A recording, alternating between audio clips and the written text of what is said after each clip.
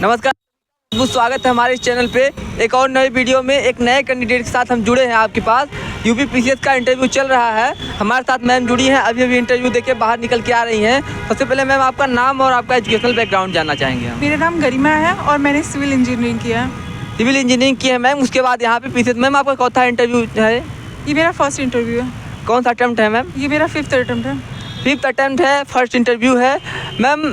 पिछले आपने 5 अटेम्प्ट दिए, उसमें क्या कमियां थी कि आपको मतलब सिलेक्शन नहीं हो पाया और आपका पहला इंटरव्यू था 5 अटेम्प्ट में? पहले 3 अटेम्प्ट में मेरा प्री नहीं क्लियर हुआ, पिछले वाले में मेरा मेंस नहीं क्लियर हुआ था, इस बार मैं इंटरव्यू दी हूँ। तो कमी कहाँ रही थी मैम? क्योंकि कमियों से ही सब लोग सीखते हैं, बच्चे सीखते हैं, तो कमियाँ कहाँ थी वहाँ पे कि आपने मतलब मेंस नहीं क्लियर हुआ, प्री नहीं क्लियर हुआ, क्या कमी थी उसमें? प्री में मुझे सबसे ज़्यादा जो कमी लग रहा था प्री में कि प्री क्लियर करना एक थोड़ा चैलेंजिंग हो गया है। तो मैंने जो अपना इम्प्रूवमेंट किया कि जो मैं पढ़ती तो थी लेकिन टेस्ट सीरीज़ नहीं लगाती थी, तो इसके बाद से मैंने बहुत सारे टेस्ट सीरीज़ लगाए, जो कमियां रह जा रही थी तो उसमें काम किया कि क्वेश्चन गलत हो रहे हैं, क्यों गलत हो रहे हैं। तो उसमें स्टेप बाय स्टेप मैंने अपने आप को सुधार किया, तो जाके प्री क्लियर। मेंस में था कि मैंने लास्ट ईयर केवल 6 टेस्ट सीरीज़ लिखा था, तो इस बार बहुत सारा टेस्ट सीरीज़ लिखा मेंस का भी। मैम मीडियम क्या था आपका? हिंदी मीडियम था। हिंदी माध्यम से। मैम हिंदी माध्यम से यहाँ तक आने में तो आपने स्ट्रेटजी जो बनाई हिंदी मीडियम के लिए, बुक कौन कौन सी आपने प्रीफर की, प्री के लिए, मेंस के लिए, या फिर अलग अलग या एक साथ किया आपने प्रीफर? जो मैंने अगर यूपी पीसीएस के लिए तो मैंने घटना चक्र के लिए पढ़ी थी, और इसके साथ करंट अफेयर्स के लिए मैगजीन मंथली विज़न की मैं फॉलो करती थी। और जो दृष्टि आती है बाद में कंपाइलेशन 6 महीने की या वार्षिक की, उसको पढ़ती थी। करंट का बहुत बोलबाला रहता है मैम, करंट के लिए न्यूज़पेपर वगैरह या फिर कोई आपके स्पेसिफिक कुछ बताना चाहेंगी, कोई यूट्यूब चैनल इसके लिए बच्चों के लिए, तो क्या बताना चाहेंगे आप? मैं कोई यूट्यूब तो नहीं फॉलो करती थी, मैंने मंथली जो विज़न की आती है वो पढ़ा था, और इसके साथ ही घटना चक्र की जो वार्षिकी अर्धवार्षिकी आती है, नहीं तो घटना सारी, इन्हीं दोनों को मैंने फॉलो किया था।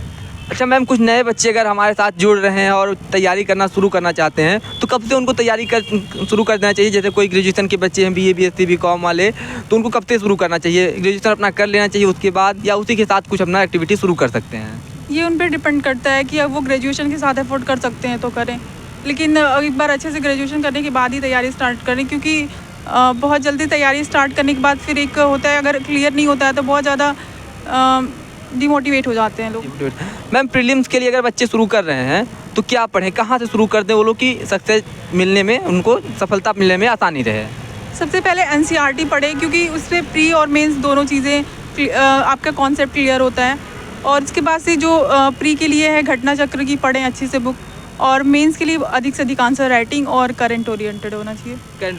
कुछ स्पेशल बुक जो होती हैं कुछ उसके लिए? मेंस के लिए तो मैंने घटना सार की जो आती है अभी फर्स्ट से 6 पेपर के लिए, उसका किया था। उसके साथ ही साथ मैंने टेस्ट सीरीज़ लगाई थी, उसके साथ जो उसके इम्पॉर्टेंट फैक्ट होते थे, डेटा होते थे, तो उसका शॉर्ट नोट बनाया था डेटा और फैक्ट का, कि आप उसे क्विक रिवीजन करके अपने आंसर राइटिंग में ऐड कर सकें, तो उसमें किया था। करंट अफेयर का भी मैम नोट्स बनाना जरूरी है, या उसको इसी प्रकार से कवर करते चले? नहीं, करंट अफेयर्स का कोई नोट्स बनाना ज़रूरी नहीं है, बस ये है कि जो मेंस में मैंने उसका रिपोर्ट और डेटा था उसका ही बस थोड़ा शॉर्ट नोट बनाया था, और कुछ नहीं।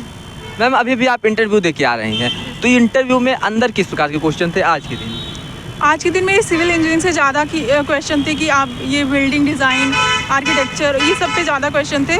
और मेरा जो एक वुमेन एम्पावरमेंट के से क्वेश्चन पूछा गया था, एक महिला प्रधान है उनके पास, लेकिन उनके पास पावर क्यों नहीं, ये क्वेश्चन था, और बस यही क्वेश्चन थे। कैसा रहा इंटरव्यू मैम आपका?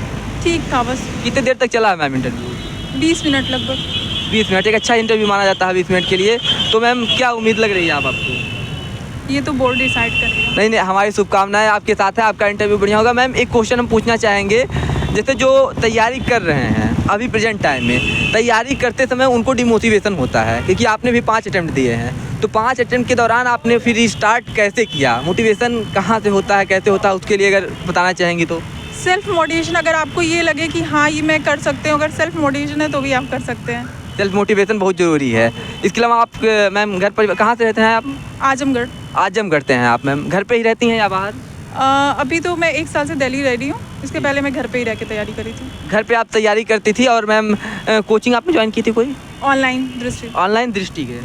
अच्छा मैम, कोचिंग बेनिफिशियल होता है या फिर सेल्फ स्टडी से ही आप कुछ कर सकते हैं? ये आप पे डिपेंड करता है, अगर आपको चीज़ें नहीं क्लियर हो रही हैं तो आप कोचिंग ले सकते हो। तो कोचिंग आपके हिसाब से आपने ऑनलाइन की है, बहुत लोग ऑफलाइन करते हैं, तो ऑनलाइन ऑफलाइन में आपको कौन सा बेस्ट लगता है? मुझे ऑनलाइन अच्छा लगता है क्योंकि आप किसी भी टाइम क्लास कर सकते हो मेरे लिए। ठीक मैम, बहुत बहुत धन्यवाद हमारे साथ जुड़ने के लिए मैम। आपको शुभकामनाएं कि आपका अब की बार सिलेक्शन हो जाए मैम। Thank you sir.